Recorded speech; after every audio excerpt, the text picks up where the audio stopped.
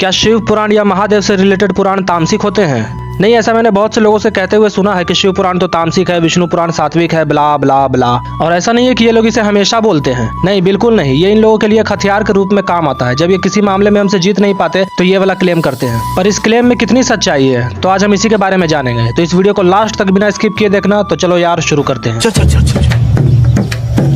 हाँ, तो बकरा मुंडी लोग ये वाला क्लेम पद्म पुराण के दम पर करते हैं, जहाँ विष्णु पुराण, नारद पुराण, भागवत पुराण, गरुड़ पुराण, पद्म पुराण और वराह पुराण को सात्विक बताया गया है। जबकि ब्रह्मा जी से रिलेटेड पुराणों जिसमें ब्रह्मांड पुराण, ब्रह्म वैवर्त पुराण, मार्कंडे पुराण, भविष्य पुराण, वामन पुराण और ब्रह्मा पुराण आते हैं, उन्हें राजसिक बताया गया है। तो वहीं भगवान शिव को डेडिकेटेड पुराणों जैसे शिव पुराण, स्कंद पुराण, कूर्म पुराण, लिंग पुराण, मत्स्य पुराण और अग्नि पुराण को तामसिक कहा है। तो यही वाला रेफरेंस लेकर ये लोग कहते हैं कि शिव पुराण तामसिक है। हाँ, वो बात अलग है कि अगर इनके सात्विक पुराणों में ही महादेव की सुप्रीमेसी मिल जाए तो इनकी जल जाती है। फिर ये वो बातें मानने से मना कर देते हैं, पर ऐसी बातें मान लेंगे।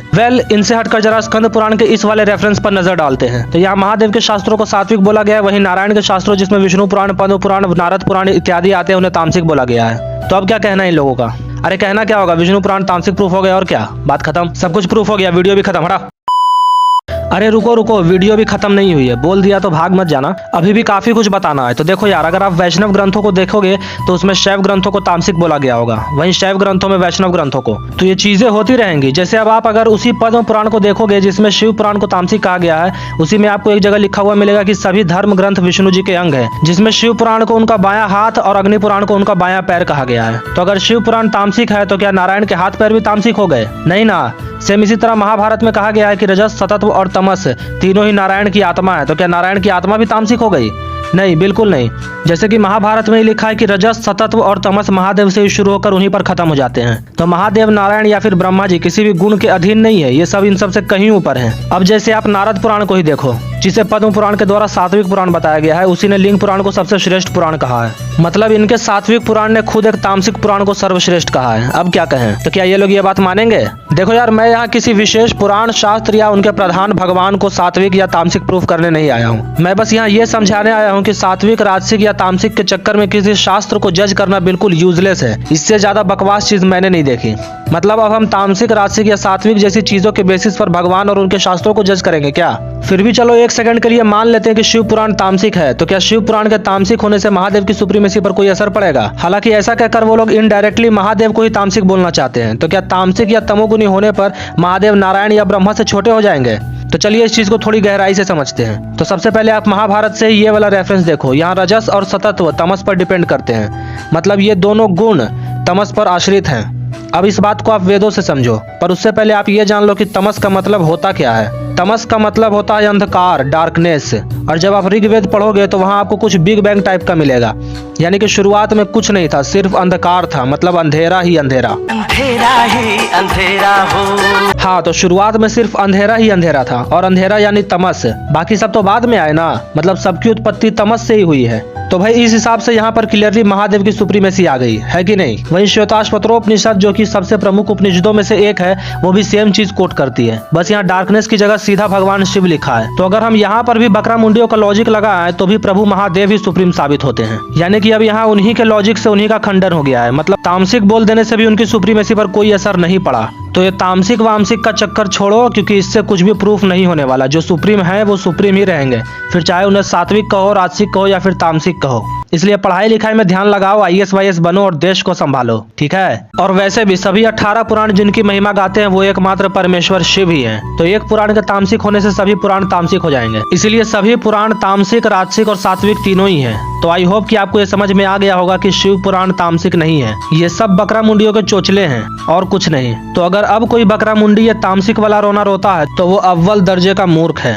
तो चलिए अब जरा आगे बढ़ते हुए इस बकरा मुंडी की भी बात कर ही लेते हैं। इसके पास अपनी बात प्रूफ करने का एक भी प्रूफ नहीं बचा है। तो अब इसका नया क्लेम ये है कि वहाँ रुद्र कपार्दिन वाले मोमेंट पर उमास कंसॉर्ट, गॉड ऑफ गॉड और हरा भी लिखा है, इसलिए वहाँ महादेव की ही बात हो रही है। तो इससे एक और बात प्रूफ होती है कि इसे ना तो सभी रुद्रों के नाम पता है, ना ही ये पता कि जब भी किसी रुद्र की तारीफ होती है तो वहाँ उन्हें गॉड ऑफ गॉड्स ही कहा जाता है। और सिर्फ उन्हें ही क्यों, ब्रह्मा और विष्णु को भी कहा गया है। हालांकि वो है तो नहीं, पर कहा गया है। जहाँ मैंने वेदों, महाभारत और पुराणों तीनों से ही ये जन्म वाला पूरा चक्कर क्लियर कर दिया, वहीं ये अपने बाप बोरी से भी ये प्रूफ नहीं कर पाया। फिर से कपार्दिन वाले पर इसने विवेक देवराय का स्टेटमेंट दिखाते हुए कहा कि वो तो महादेव का नाम है। तो वो तो मैं कह ही रहा हूँ कि हाँ है, पर जन्म वाले केस में वो रुद्र ही है, जो कि प्रूफ हो चुका है, वो भी वेदों से।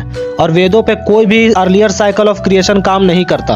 वैसे विवेक ने कपार्दिन को महादेव की बेटी भी कहा है, इसलिए बेहतर होगा कि ऐसे बकवास लॉजिक अपने पास रखा कर, मेरे आगे यूज ना कर। वेल, आगे बढ़ते हुए इसने फिर से कहा कि महादेव में इतना सामर्थ्य नहीं था कि त्रिपुरासुर को मार सके, और ये वही क्लेम है जिसे मैंने अपनी प्रीवियस वीडियो में काउंटर किया था, आप चाहो तो देख सकते हो, वो भी वेदों से। इसके बाद इसका एक और नया क्लेम यह था कि महादेव ने पाशुपतास्त्र से नहीं बल्कि वैष्णवास्त्र से मारा था, जबकि वहाँ क्लियरली लिखा है कि वो अस्त्र पाशुपतास्त्र ही था। और हाँ, नारायण की पावर की बात भी कौन कर रहा है भला? अब हम मरने वालों की पावर की भी बात करेंगे क्या? और क्या कहा था तूने कि महादेव और नारायण के बीच हुए सभी बैटल्स में नारायण विजयी हुए हैं? ये कब हो गया बे? बाणासुर युद्ध को छोड़ दिया जाए तो महादेव के अंशों की सुप्रीमेसी विष्णु और उनके पूर्ण अवतारों पर भरी पड़ी है। और हाँ, श्री राम को आशीर्वाद महादेव ने ही दिया था रामेश्वरम में, ताकि लंका जीत सके। उसके बिना वो ये काम कभी नहीं कर सकते थे। उसके बाद इसका क्लेम कि अर्जुन ने महादेव को हराया, तो अर्जुन महादेव से ज्यादा शक्तिशाली हुआ, तो नारायण की उनसे क्या तुलना? मतलब अब इसे कौन बताए कि नारायण तो कर्ण से भी नहीं जीत सकते थे, तो भला महादेव के आगे क्या जाएंगे? अर्जुन वाले क्लेम का काउंटर तो मेन इवेंट में ही मिल जाता है, लेकिन कर्ण वाले क्लेम का कोई काउंटर नहीं। लेकिन इन जगत जाल पालम वालों को क्या पता। और अगर शल्य, कर्ण, भीष्म और द्रोण से ज्यादा पावरफुल है तो रहने दे, क्योंकि ऐसे वो श्री कृष्ण से भी ज्यादा पावरफुल हुआ, तो इसमें तेरा घाटा, मेरा कुछ नहीं जाता। इसमें तेरा घाटा, मेरा कुछ नहीं जाता। हाँ, वो बात अलग है कि यहाँ पर एक युद्ध के परफॉर्मेंस को देखकर बोला है, पर मैं यहाँ वो लॉजिक नहीं दूंगा, क्योंकि ये खुद को ही एक्सपोज कर रहा है। इसका एक और क्लेम कि कर्ण का कवच भगोड़ा अर्जुन, भीम और गंधर्व भेद देते हैं, जबकि इसका कहीं पर कोई रेफरेंस नहीं, मेन इवेंट में भी नहीं है। वहीं भीम वाले में तो इसका वो क्लेम दिग्विजय वाला रेफरेंस था, जिसे बहुतों ने एक्सपोज किया है। और अब तो लगता है मुझे भी इस पे एक डेडिकेटेड वीडियो बनानी ही पड़ेगी कि वो कौन था। वहीं द्रौपदी स्वयंवर में अर्जुन की धुलाई भरी पड़ी है, और फिर से ये अपना पुराना वाला हरिवंश पुराण का स्टेटमेंट दिखाकर कहता है कि महादेव सुदर्शन चक्र को नहीं रोक सकते, तो कोई और क्या रोकेगा? तो पहली बात तो ये कि यहाँ पर ये कहाँ लिखा है कि महादेव सुदर्शन चक्र को नहीं रोक सकते। वहीं दूसरी बात यह कि जिस विपन में इतनी भी शक्ति नहीं कि कर्ण के कवच को भेद सके, वो भला पर ब्रह्म के आगे क्या ही जाएगा। वैसे मैं ये बोलने नहीं वाला था, पर तूने कहा तो बोल रहा हूँ कि सुदर्शन चक्र तो महादेव ने ही दिया था नारायण को। वहीं तू कौन से पाशुपतास्त्र, उपमन्यु और पशुपतिनाथ वाले क्लेम को डिबंक करने की बात कर रहा है? मुझे तो नहीं मिला, इवन तुझे छोड़ के ये किसी को दिखा भी नहीं। बात करें वैष्णवास्त्र की, तो उसे तो हाथों से ही पकड़ लिया था, और ये तेरे हरिवंश पुराण में ही लिखा है। मतलब उसमें उसे इतना कमजोर कर दिया है कि उसे काउंटर करने के लिए कोई विपन भी चलाने की जरूरत नहीं पड़ी। वहीं शिव पुराण की बात करें तो उसे पाशुपतास्त्र से काटा था। मतलब शिव पुराण में तो थोड़ी बहुत इज्जत दी भी गई है, पर हरिवंश पुराण में तो वो भी छीन ली गई। बात करें ऋषि नारायण को त्रिशूल से कुछ ना होने पर, तो वो जिनके अंश थे वो खुद पाशुपतास्त्र से मरते हैं, और यही कारण है कि नर नारायण मिलके भी महादेव से पिट गए। वैसे सही कहा, अब मजा आएगा। श्री कृष्ण को जृंभनास्त्र का पता तक नहीं था, वो तो महादेव ने आदेश दिया, वरना श्री कृष्ण तो आंखों में आंसू भरकर सिर्फ अपनी सेना को भागता हुआ ही देख रहे थे। अच्छा याद दिलाया तूने। क्यों, यही है ना रियलिटी? हाँ, हरिवंश पुराण में बीच की कन्वर्सेशन हटा दी गई है ताकि उनकी पोल ना खुल जाए, पर शिव पुराण ने सब कुछ खोल के रख दिया। बातें महाभारत की और क्लेम पुराणों से। हाँ राजा जी, तो पूरी कहानी तो सुनानी पड़ेगी ना मेरी जान। वैसे मैंने भी इस टॉपिक पर एक डिटेल वीडियो बना रखी है, नहीं मिले तो बोल देना, टैग कर दूंगा। मतलब मरने वाले डेमीगॉड्स को भी अब पर ब्रह्म बना रखा है इन लोगों ने। यही तो है हमारे मुंडमाला पुजारी। वैसे मैंने तो अभी अपनी लिमिट क्रॉस भी नहीं की थी, तू इसे मेरी लिमिट समझ रहा है? कितना बचकाना है बे तू। वैसे सच कहूँ तो तेरी लेटेस्ट वीडियो देख के बोर हो गया मैं। सारे के सारे पुराने वाले क्लेम्स भरे पड़े थे। और तूने ये कब प्रूफ किया बे कि विश्व रूप नारायण का है? कुछ भी यहाँ तक कि गीता में भी विश्व रूप उनका नहीं था। एक बात का प्रूफ तो तेरे पास है नहीं, और मैं तेरे उन मेन प्रूफ्स का ही वेट कर रहा हूँ जो एग्जिस्ट ही नहीं करते। वैसे तेरा रोना सुन के ना बड़ा सुकून मिलता है मुझे। चल तुझे एक राज की बात बताता हूँ कि मैं तुझे बस अपने कंटेंट के लिए इस्तेमाल कर रहा हूँ। जिस दिन तुझसे कंटेंट मिलना बंद हो जाएगा, लात मार के भगा दूंगा। बड़ा हरामी हो बेटा। और हाँ, मैं तेरे डिबंक वीडियो की अभी तक वेट कर रहा हूँ, जो तू बोलता तो है मगर कभी लाता ही नहीं। कब लाएगा तू?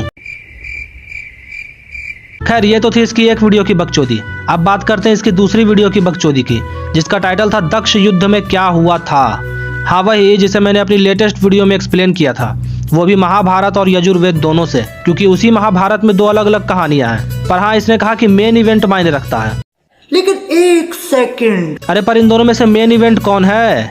कोई नहीं, दोनों ही क्रॉस रेफरेंसेस हैं। मतलब अब इसे इतना भी नहीं पता कि मेन इवेंट क्या होता है और क्रॉस रेफरेंस क्या होता है। वेदों में जब दक्ष युद्ध का मेंशन आता है तो वहाँ ना तो कोई नर नारायण है, ना ही खुद महादेव गए हैं। अब अगर वेदों में खुद ये लिखा है तो महाभारत में मेंशन वीरभद्र वाली घटना ही सही हुई, अब अगर जरूरत पड़ी तो वीरभद्र ने क्या क्या किया था दक्ष युद्ध में, उस पर भी वीडियो बना दूंगा। तो ये बात भी प्रूफ हुई कि वीरभद्र वाली घटना ही रियल है, क्योंकि यहाँ ना तो कोई नर है, ना ही कोई नारायण, और ना ही यहाँ खुद महादेव गए हैं। वैसे उस फाइट में भी महादेव ने ही उन दोनों की धुलाई की है।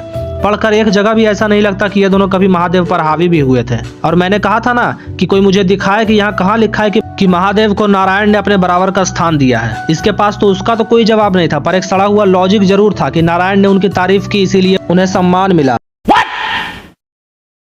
अरे तारीफ तो उनकी तब भी की थी जब महादेव की तपस्या में उन्होंने 60,000 कल्प बिता दिए थे। तब उनके पास ना तो विष्णु पद था, ना ही कोई शक्ति। तब महादेव ने उन्हें भगवान बनाया। और अब तो लगता है कि पद वाली वीडियो भी बनानी ही पड़ेगी।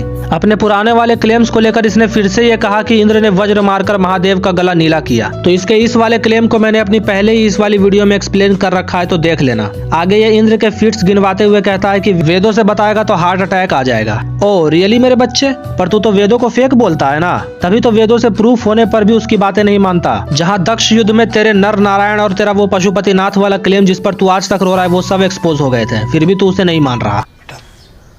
तुमसे ना हो पाएगा। ऐसे गीता में यह भी कहा गया है कि आदित्यों में मैं विष्णु हूँ, जबकि इंद्र खुद एक आदित्य है। तो ये सब बकवास लॉजिक मेरे आगे मत लगाया कर, ठीक है। वहीं सूर्य देव की गिनती देवों से कहीं ऊपर पंच देवों में होती है। पंचदेव पता है ना तुझे? खैर तुझे समझ में कहाँ से आने वाला ये सब, पहले पढ़ के आ, उसके बाद इंद्र की चमचागिरी कर मेरे आगे। एक और बात यह कि रुद्रों वाले टॉपिक पर तो मैंने पुराणों को लाया तक नहीं है, तो तू वहाँ क्यों रो रहा था? तो इसका वो दक्ष युद्ध, नर नारायण, इंद्र की सुप्रीमेसी, एक्सेट्रा एक्सेट्रा सब एक्सपोज हो चुकी है। तो अब ना तो इसके पास कुछ बचा है और ना ही अब कुछ प्रूफ कर सकता है, बस रोता ही रहेगा। पर बकरा मुंडियों को रोता देखकर बड़ा मजा आता है। अगर आप लोगों को भी बकरा मुंडियों और एंटी हिंदुओं की धुलाई करनी हो तो हमारे टेलीग्राम ग्रुप को ज्वाइन करें, लिंक पिंड कमेंट में। हर हर महादेव, शिव शिव।